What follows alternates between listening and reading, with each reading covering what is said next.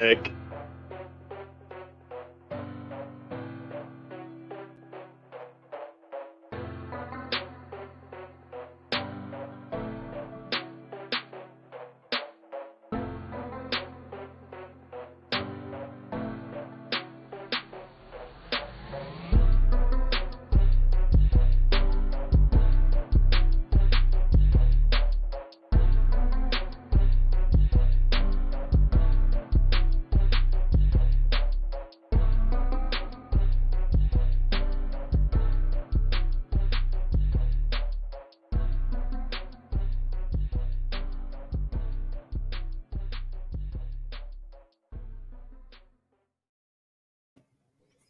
Hey, what's up, everybody? Welcome to the next episode of the Frisco Report. This is Sirius, talking about the Cowboys, Cow mode, how we roll here. So, Mike, got a lot of fallout coming from this game. We're going to go ahead and get into the topics of the day here, Mike. And first off, let's get right into it. We'll touch briefly on the Ravens here. Cowboys, to me, showed zero heart in this game, Mike. What's your initial, or what is your thought on the game here? My initial thought was these guys had 12 days to prepare, and you still seen that the linebackers weren't ready. They got out coached. They got out schemed. Big time. They just weren't prepared, and I would love to attend a practice to see what these guys do, because I think they're just playing chess. I don't know if they are playing football. Dominoes. I mean, everybody is bad. The offensive line, as bad as that unit is, was probably the most consistent. They didn't have but one play over 15 yards. It was very stale. Horrible offensive play calling by Kellen Moore. Horrible coaching decisions by Mike McCarthy. And it seems like I'm regurgitating everything this entire year. It's not been good, and it has been good for a very long time. They were 8-8 last year. They're going to have a worse record than that this year, and it's just a bad mix of a lot of things. But that game was really, really telling about the character, the heart, the passion, the coaching, the front office. They got embarrassed big time. Yeah, it was a pure embarrassment. I mean, I think a lot of us kind of knew already that this game was going to be a blowout. It ended up being, pretty much a blowout. 34-17, pretty much a butt whooping.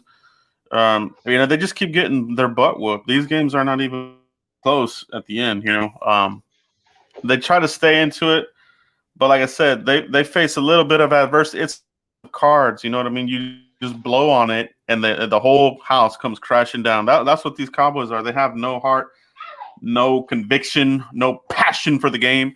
It's the worst I've seen, man. And I've seen a lot of Cowboys games. You know what I mean?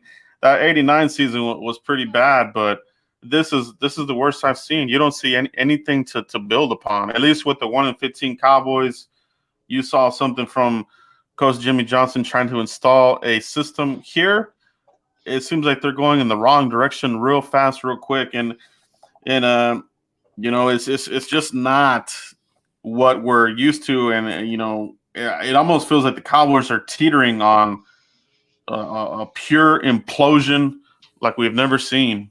You know what I mean? So it's funny that you say that this is not what we're used to, but it's been almost 26 years since they held the Lombardi Trophy, Joe.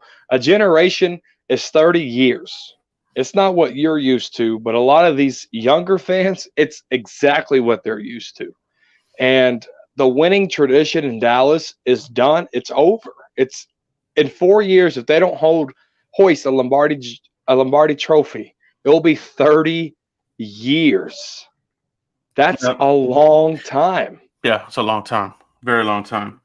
Now what we talked about in the last couple of weeks, Mike, is at least show us something here that we can, kind of hang our hat on and take some momentum into the season. We're not seeing it. So you know, you have to have the question, the conversation as far as, is this are we going to start seeing some head rolls, some heads begin to roll here? I'm talking about Mike Nolan.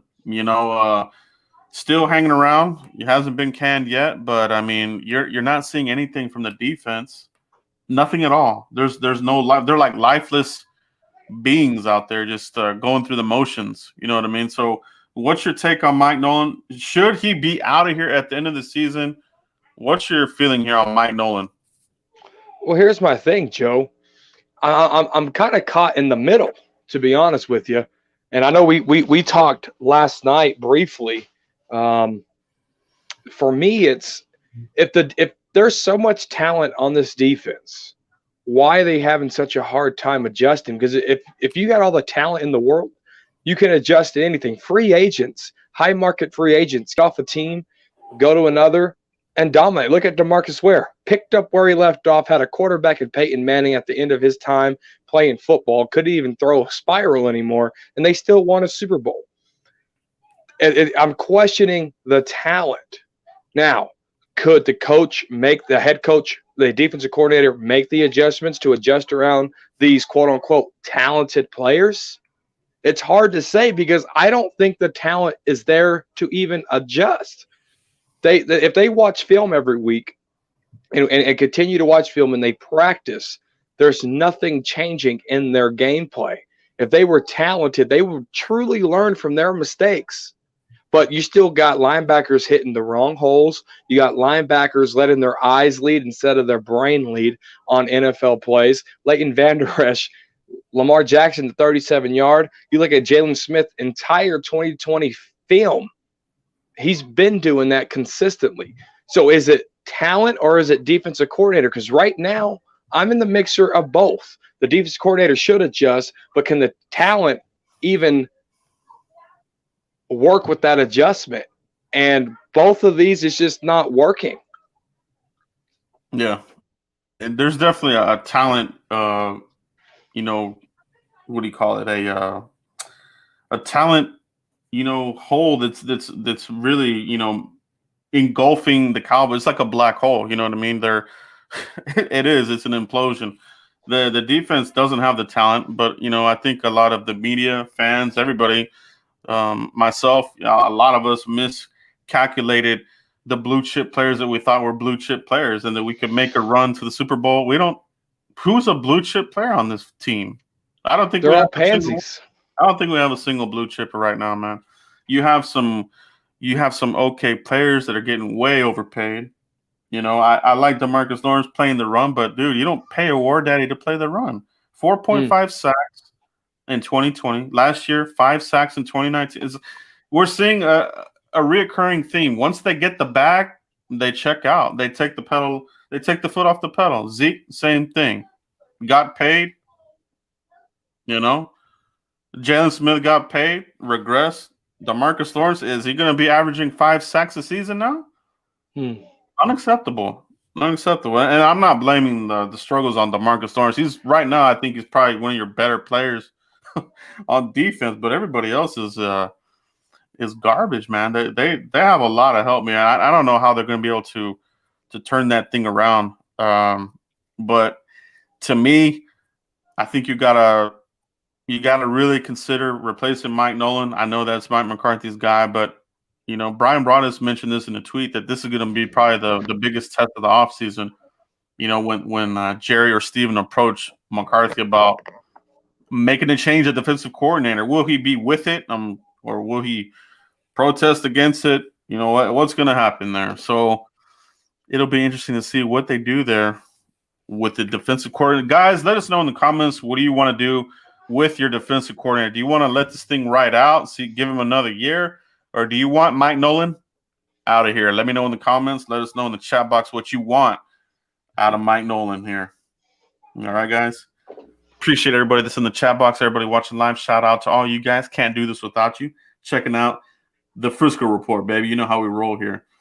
The other thing, Mike, that we want to talk about is, speaking of the players, Xavier Woods, he probably had the worst game of the year last night. I mean, he hasn't played good at all last night, but how are they going to, replace these guys that they have to let go? You cannot bring back Xavier Woods. You can't even give him a minimum contract. I mean, if you do, this is completely incompetent. So, Mike, Xavier Woods, who are some other guys here that absolutely cannot be on the team here next year? Oh, that's a big one. Absolutely cannot be on the team. You said Xavier Woods. I'm going to say, Xavier Woods for sure. Man, that Robinson guy, Rashad Robinson, that guy can go and never come back. Yeah. Terrence Steele should go, never come back. There's it's hard to say because you got a lot of talent, but none of them. And I say that after I just said what I said, but the talent's there, but where is it? Sean Lee really ain't producing anything for us. This is his last year, I'm sure. Who do you have on your list? I mean, obviously the guys that are scheduled to be free agents, I don't want any of them back. Cheeto, I'm still kind of on the fence, but even there, I think you can get better in the draft. So, man, for sure, Xavier Woods, no contract, nothing. Let this guy walk out the door, and adios to him. Terrence Steele, they love this guy for whatever reason. It's a big red flag. Like, who's evaluating these guys? I mean, everybody, well, at least a couple of seasons ago was big on Will McClay and these guys, but it feels like that was a long time ago, and it feels like that luster has faded. You know what I mean? Like, we had the worst free agency class in history. Some of these recent draft classes haven't done much for. So a lot of questionable stuff that these guys are doing right now, man. It feels like nobody's on the same page. I know you mentioned this last night on your video, but from the front office to the coaches to the players, there's some sort of miscommunication. No, they're not on the same page, like you said. Mike, can you elaborate on what you meant there? Because I agree totally. Yeah, elaborate here on that. And if you guys missed that video, feel free to check it out in the Cowboys Corner right here on YouTube. But I said no one's on the same page from the front office to the head coach to the players, because if you have a job, you know exactly what I'm talking about. And you got your supervisors, you got your leaders, and you got your employees. And in a $5 billion industry in the Dallas Cowboys, there's emails going to the spam folder that no one's checking because they're not. It's not like it's like they're not getting the same communication. Okay, so let's start with free agency process. Mike McCarthy and Mike McCarthy's coaching staff and Will McClay's and Stephen Jones's, people, they sit down, they talk about these free agents. What free agents have we signed still on this team? You traded one and you cut the others. There's miscommunication somewhere. Somebody got that wrong, and they've been getting that wrong even under Jason Garrett, right? You go to the draft. The fourth-round pick is sitting on the inactive for how many weeks? We got 4 games to go, and he was just active. I don't even think he played. You drafted him in the 4th round. Bradley Anae, was he a 5th-round pick, 6th-round pick, something like that? There's miscommunication somewhere. Dak Prescott was a 4th-round pick, so don't tell me 4th-round picks can't play, right? There's breakdowns of communication from Stephen Jones and Mike McCarthy, right? Development, something's going on where they're not evaluating these players good enough. There's missing communication. Again, emails are going to the spam folder and not going to their inbox because they're not on the same page there. And then when you talk about these meetings where coaches and players game plan, they game plan, they study film on the opposing opponent. And Lamar Jackson is the fastest guy on earth, and you don't spy him on anybody. You let him run free. There's nobody. There was one play where Jalen Smith spied him, and Jalen Smith got burnt. At least that was an attempt. But when he got burnt, they did away from the spy. How do you not game plan around that? Maybe they did, but the player's email went to the spam box instead of the inbox. They all have to get on the same page, whether it's evaluating players, Joe, and people watching at home, it's evaluating players, or if it's putting a game plan together, because everybody is speaking rubbish. Mike McCarthy said about a month ago, it's foolish to put Zach Martin at right tackle when Dudu Pants-Steele was playing horrible. It's fantasy football to put Zach Martin at right tackle. Yeah. And they didn't. And where is the communication in that? That if you were a real head coach, Joe Philbin, whoever put this mastermind together, maybe Joe Philbin did say, hey, let's do it. And Mike McCarthy's like, oh, no, that's fantasy football because he got it in the spam inbox. They need better communication across the board in the offseason, during the season. They really got to look at themselves in the mirror, and it starts with Jerry Jones. It starts with Will McClay, Stephen Jones, all these guys up top. It starts with this head coach, Mike McCarthy, and then these players that are going to be here for a long time that just got paid. They all need to be on the same page because, yes, I get it. The quarterback is the franchise player. That's the face of your franchise. He's not here. So who are they using for the Dallas Cowboy faces now? They're using Zeke Elliott. They're using Tank. They're using Jalen Smith, these long-term guys that aren't producing. And it's so embarrassing. Zeke with his Mickey Mouse hair didn't even take his photo op seriously for national television. Now has 5 fumbles on the year.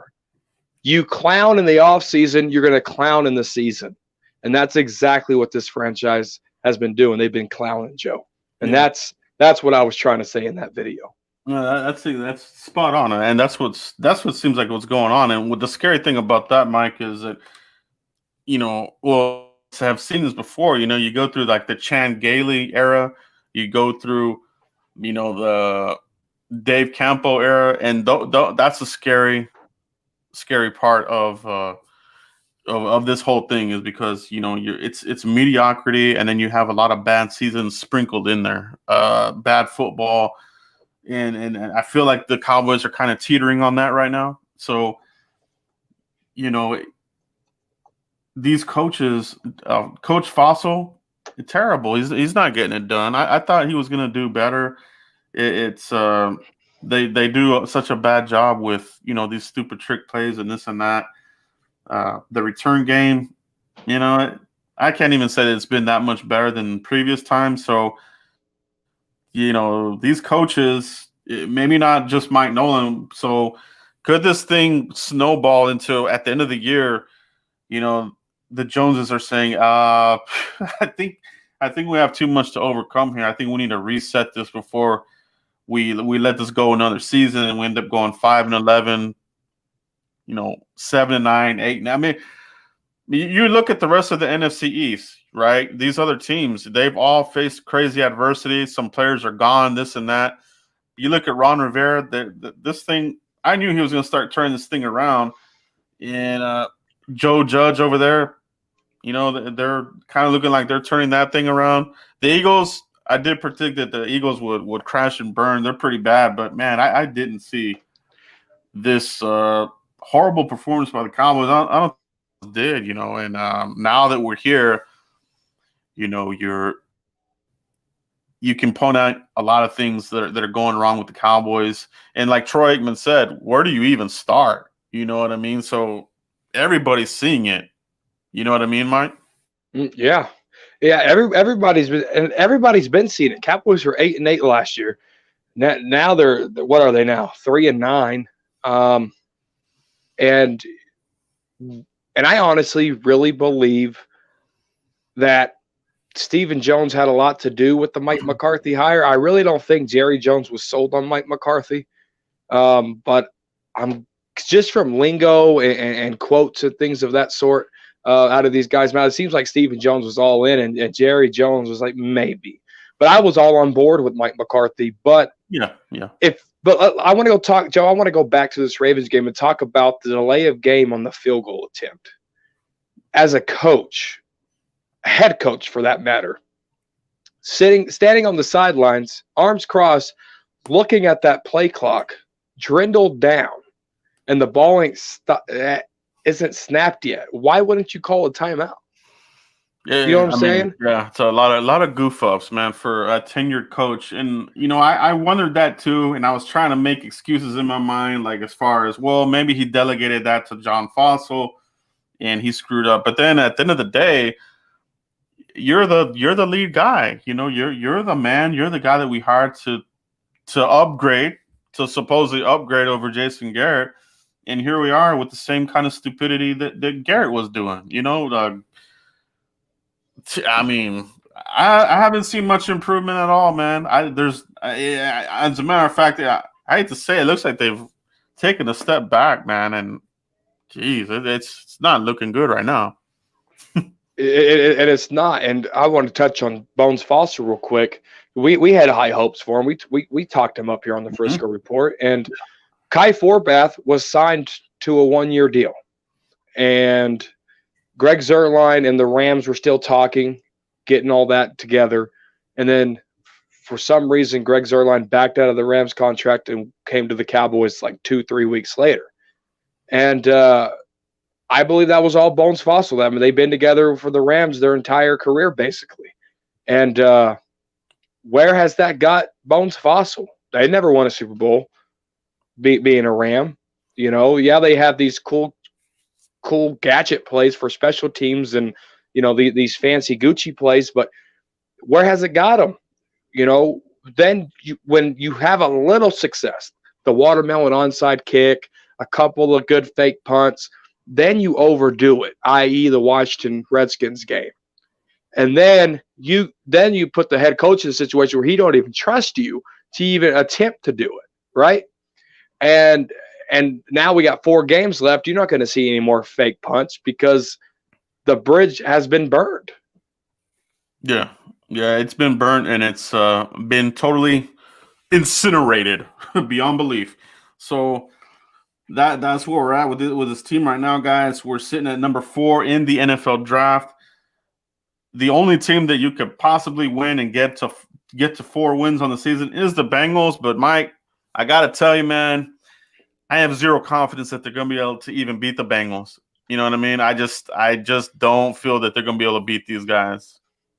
I don't blame you there. And you don't even have to be on Team Tank to admit that, because they have shown no progress whatsoever to win a football, to collectively team win. The Vikings game, maybe, right? Maybe. But you go back, it was luck against the Falcons. Who do we beat? The Giants. Who else have we beat? The Vikings, the Falcons, the Giants. Really? A couple of weeks later, the Falcons head coach got beat. The Giants were still trying to find themselves. Luckily, but Daniel Jones is out. Now they're starting to win games. Well, but they were winning before. But Colt McCoy's probably one of the best backups in the league. Let's be honest here. He's demolished us. And then, you know, then the Vikings playing against Kirk Cousins. Can we take these 3 wins and build anything off of them? Absolutely not. That's why we're 3-9. Yeah. And do you even want to win any more games? And nobody is ever rooting to lose. They're doing it on themselves. So this isn't even about this is Team Tank versus let's try to win in the division. They're not going to win the division. They're not winning the division. They're 2 games behind. Yeah, 2 games behind. The season's over. So like I mentioned, you know, you don't want to sustain a major injury right now, because then that guy's going to have to recover the whole offseason and miss training camp. So we gotta take care of that, you know. But we're not seeing the fight that we want to at least see toward the year. I know Mike McCarthy in his press conference said that, you know, it's going to start with the Bengals, you know, to finish strong. I don't know, man. I just don't see it happening. I don't see it happening. You know, even if Mixon plays, if he doesn't play, they're still going to run all over the place. Giovanni Bernard, these shifty guys, they can't tackle him. 300 yards again. You don't even have to pass the ball. And then here's the other thing. The head coach, he knew how to, you know, run all over us without using Todd Gurley when he was over there with the Rams. So get ready for that. I just think, you know, you said, you know, I don't even know if they can make big plays, and I don't think they can either. Kellen Moore, and I called them out. The fans of the show gave me heat, but I'm sticking with my gut. Kellen Moore is a problem too. He calls 3 screenplays in a row. Yeah, I hate it. I mean, that's like against the Vikings. Was it last year where they run it 3 times in a row when Dak Prescott was having major success passing it? You're not seeing any influence in Mike McCarthy for Kellen Moore calling football plays. You're not seeing a offensive coordinator who is young show some improvement late in his second year.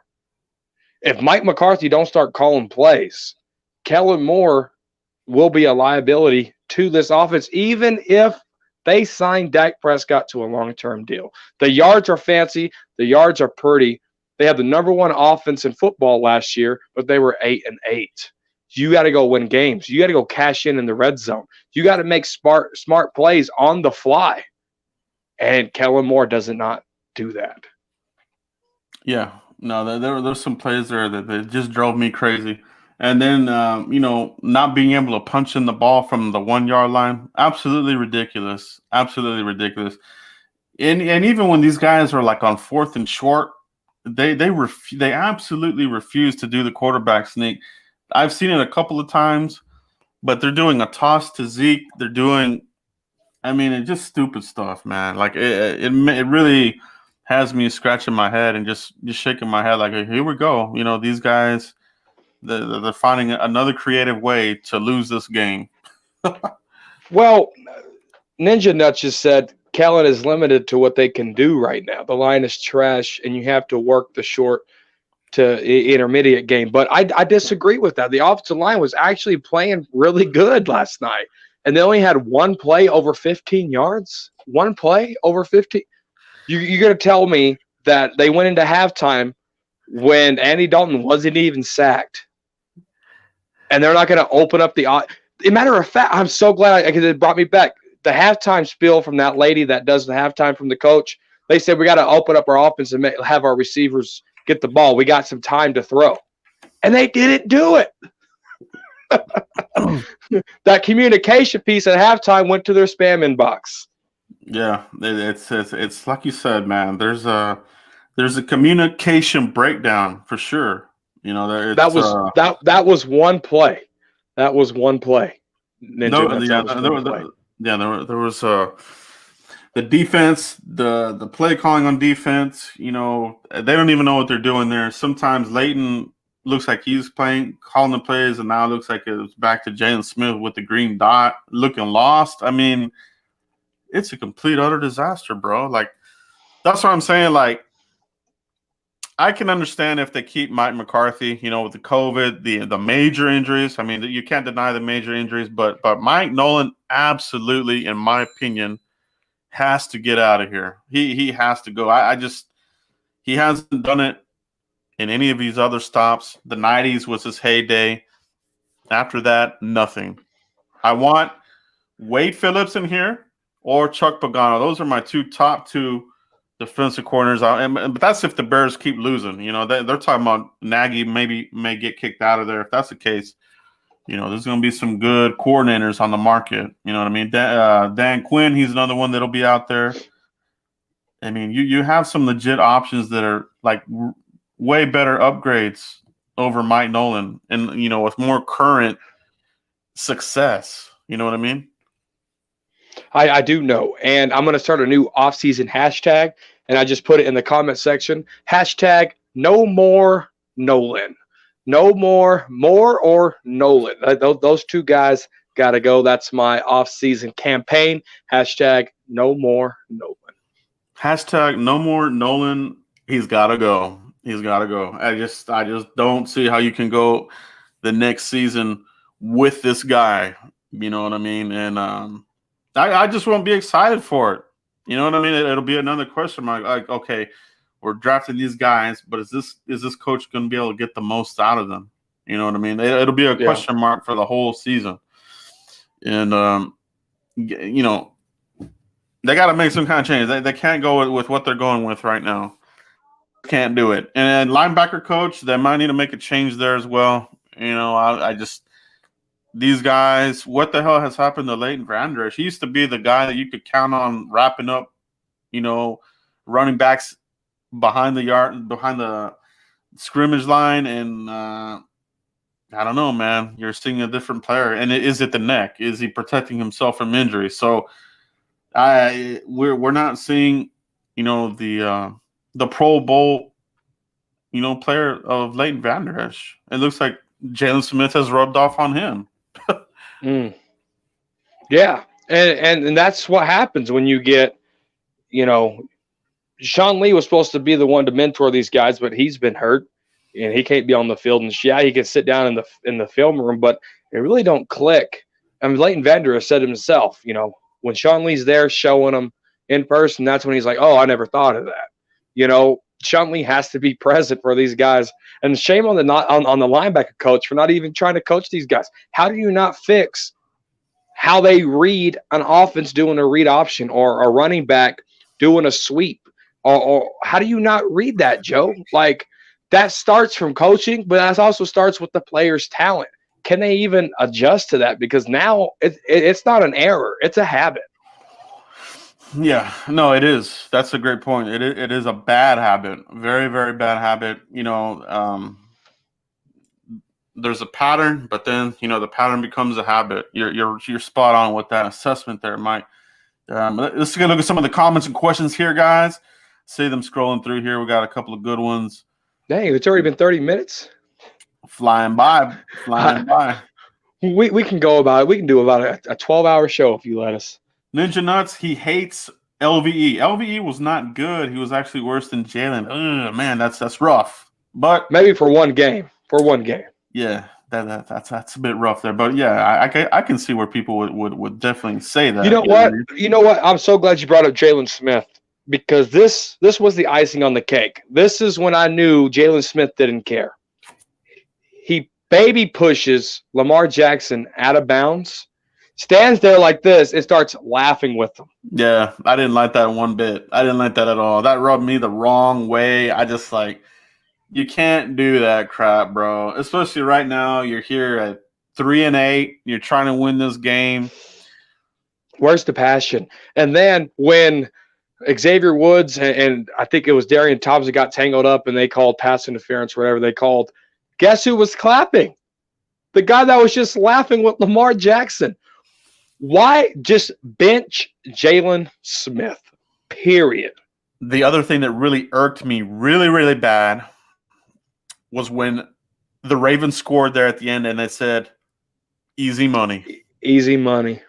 Embarrassing. Just like rock bottom, bro. Just completely bottom. Like, they pick it up on the hot mic, easy money. They should. I mean, that's embarrassing as hell to me, man. And it's so crazy. You say, yeah, all that easy money was so embarrassing. But Jalen Smith is over here laughing with Lamar Jackson. Lamar Jackson is literally laughing with his teammates at the Dallas Cowboys. You know what I'm saying? Like, these players forgot what the star means, and that is so disheartening. Yeah, very, very, very disheartening indeed. Lots of great comments, guys. Keep them coming. Keep the comments, questions coming through. Try to get through here. Bring in the scabs. Who would that be? Your practice squad guys? The Ravens didn't take us seriously either. They showed it. Yeah. There was zero respect there. It was too easy, like they said, man. That really summed up the game. Easy money. Oh, just when Lamar Jackson did the 37-yard touchdown, the first thing he said was, "Special teams, stay back. We're going for it." He knew he had it in the bag. Yeah. Wavy 281. Yeah, I feel you, bro. Yeah, just you can't play football like that, man. That just is not championship type football. It's like it's a circus. It's a circus right now. These guys are just screwing around. It's almost like this team. Garrett is gone, and they're almost treating Mike McCarthy like the substitute teacher. You know what I mean? Like you have your teacher in the classroom. It normally is under control, and this and that. And then the substitute teacher comes in, and it's all chaos. Nobody's doing their homework, screwing around, joking around. That's what it feels like. This Cowboys team feels like it's in complete peril right now, and it's like Troy Aikman said. There's got to be soul searching here at the end of the season, and where do you begin? These guys got to look themselves in the mirror, and I feel like even that is something that we keep saying, and it starts from the top. Jerry Jones, Stephen Jones, these guys. I'm at the point, man, to be honest, where I wish these guys would sell the team, and somebody could come in here and give it a shot, see what you can do. Mark Cuban, somebody like this, somebody that has a passion for the team. Mark Cuban, they'll go through a bad season, but he'll do what he needs to do to scorch earth it, build a team around a young talent like Luka, and here they go. They're an ascending team. The Cowboys, Jerry Jones, they don't know how to do it. They don't know how to do it, man. They don't know how to build around a young talent. It's always an undrafted guy here. Let's waste his talent. Let's draft this badass left tackle. Let's freaking drain his talent until he can't play anymore. Zach Martin coming up on year 8 next year. Come on, man. These guys are killing me. Absolutely killing me, bro. I agree 100% with you. If Jerry Jones was to sell the team, I'll shoot somebody a tweet in that family and say, thank God who orchestrated this. Mm-hmm. And because it's pride. And you could, maybe it's a curse. What if Jerry Jones reaches out to Jimmy Johnson and apologizes and the curse is broken? The Jimmy Johnson curse. Yes. Yeah. Let's touch on that because, you talk about curses in baseball, right? You have the Boston one, these other curses that take 50 to 100 years to break. I mean, the Cowboys, they feel like they got that curse, the Jimmy Johnson curse. They don't want to put him in the dang Ring of Honor. They don't want to acknowledge him that he built this dang team and got us the Super Bowls. Jerry don't even want to acknowledge that he's getting inducted in the Hall of Fame. He doesn't want to acknowledge it. It's pathetic, man. And I believe, you can say whatever you want, supernatural. You can believe in these kinds of things, but when it comes to sports, when you go on a drought like the Cowboys have gone through, that curse crap, it's starting to rear its head because we're coming up on what? 26 years. Yeah, we're almost getting to 30 years on this thing. Dude, that is a long time. That's scary. That is so scary. Scary. Very scary. You know what I mean? So just reach out, Jerry. Apologize to Jimmy. Whatever we got to do to get this curse. Bro, I really believe there's a Jimmy Johnson curse here. That's what the curse is. You see it. Honest you see to God. Talk about a curse. That is the curse. That is the curse, and it's it's just another part of what's going on here, crazy in Cowboys land. So, can they break it? I don't know. I don't have faith that they can. And these guys are not football guys, man. Jerry Jones, Stephen Jones, oil field guy. This ain't the oil field. This is football. Yeah, and they've gotten lucky on some star players, name recognition, but they keep zapping these guys, dry like a raisin. They squandered Des Bryant, they squandered Tony Romo, Tyron Smith. He's done. They wasted that guy. That guy was a incredible left tackle for a long time, and they didn't do anything with it. Top 5, top 100, 4 years in a row. Tyron Smith. Yeah, Zach Martin coming up on year 8, like I said. So it's it's a crazy deal we're at right now, guys. See any questions, comments in here, Mike? I'm trying to scroll through here. No, Mario Flores said Jerry's ego was more important than winning, and it's clear as day. You're absolutely right.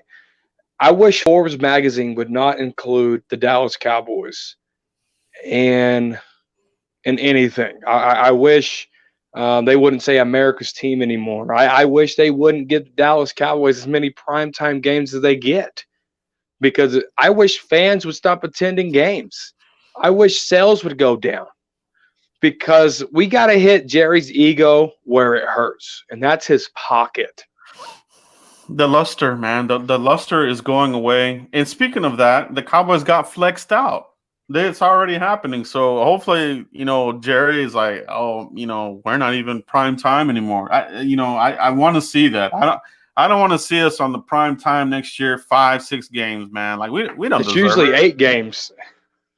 We don't deserve it, man. Like, who wants to see crappy football? I love this team to death. You do too, Mike.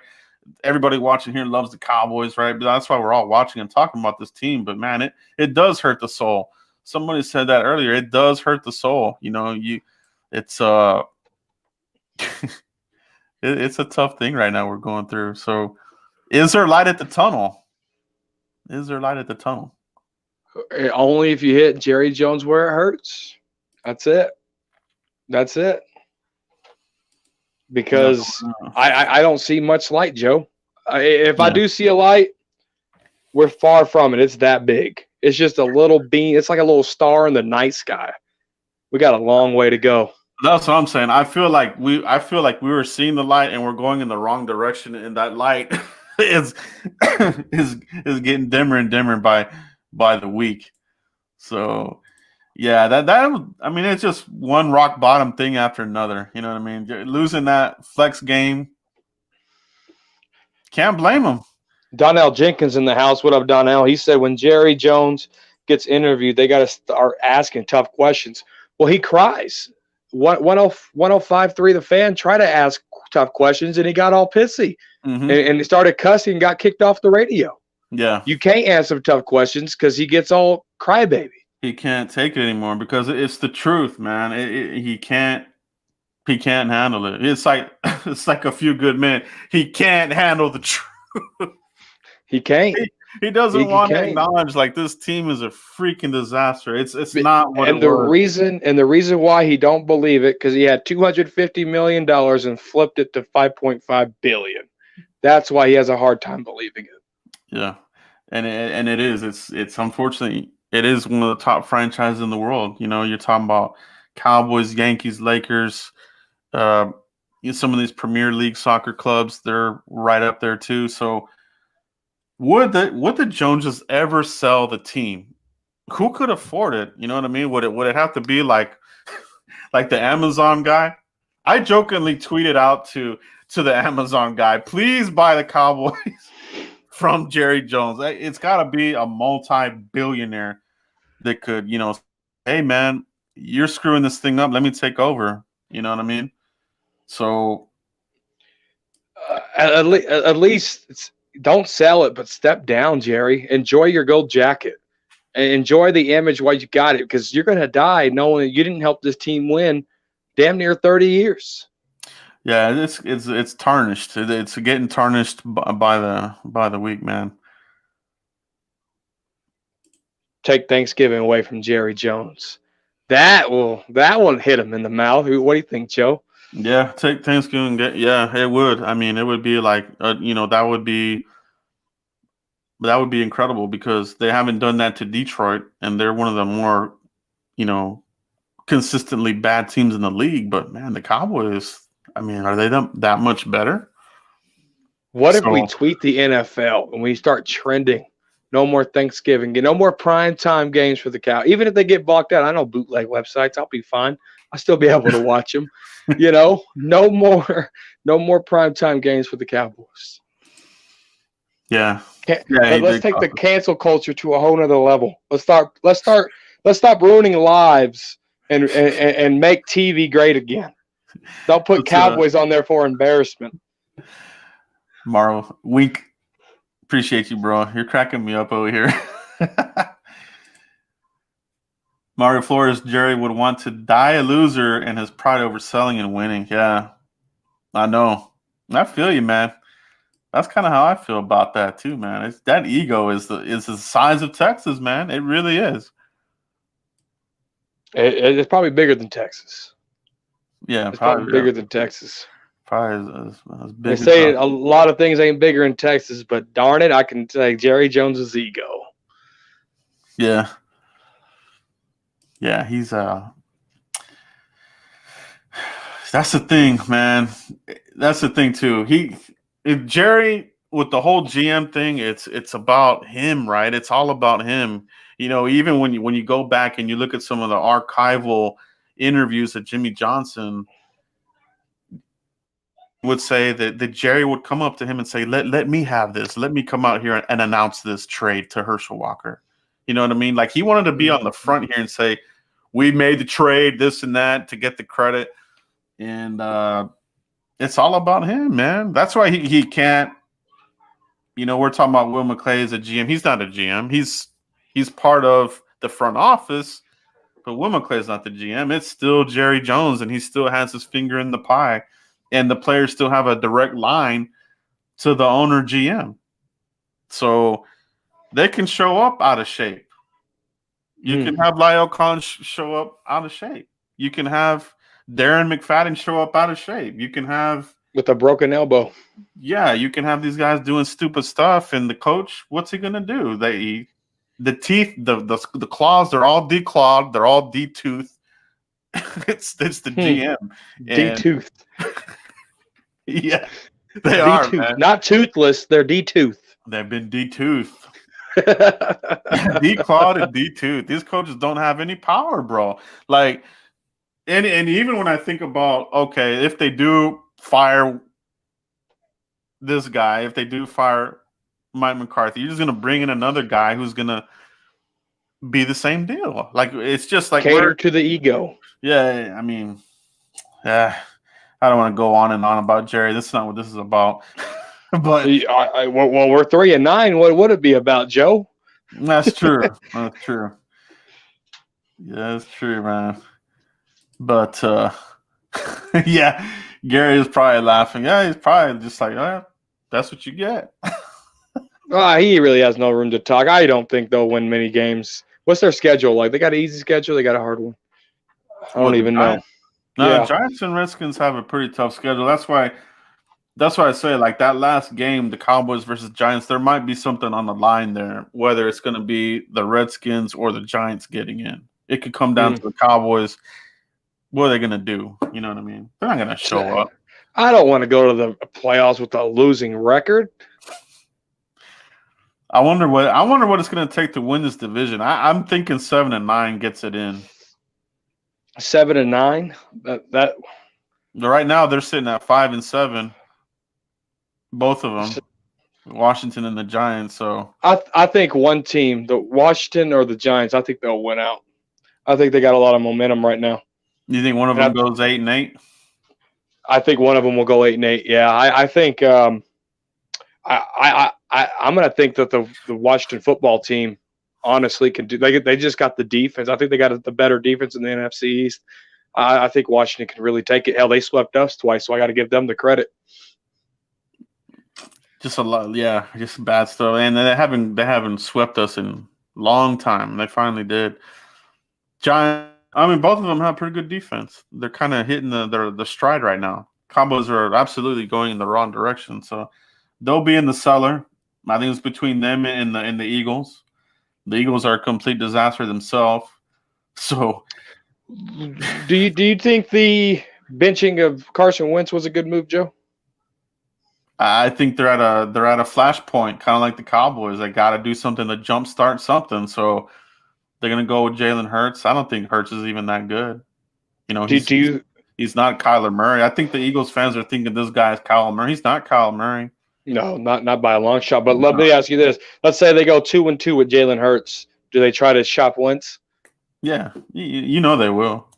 I think it's 1-3 there. Like, Philly is more toxic than any franchise right out there. Agreed. So it's almost like the fans have some sort of power where those Philly fans, they get people to make these kinds of moves. You know what I mean? So, ooh, you want to start a GoFundMe? Michael Hopper has a real good idea. Start a GoFundMe to buy the Dallas Cowboys so we can finally win. You would need probably like $10 billion. Shoot, man. 5.5 according to Forbes. 5.5 keeps going up. Even with the losing season, these guys keep going up. That's why the Cowboy fans got to step up and hit him where it hurts, his pocket. Yeah, it's a crazy thing. But yeah, man, I think that's where we're at, guys. Appreciate you guys tuning in to another hot episode of the Frisco Report, talking about the state of the Cowboys, pretty much talking about Jerry Jones, these players. Where do we go from here? You know, it is pretty much draft season around here, so make sure you're checking out the channel for the latest draft news. We'll see what they do with the coaches, guys. You know, we've been talking about this for a couple of weeks. That these guys are auditioning.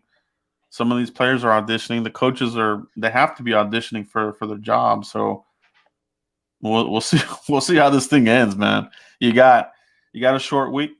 The Bengals coming up, Mike. You got any final thoughts? No, man. Just enjoy these last 4 games. Football season goes so fast. We waited so long.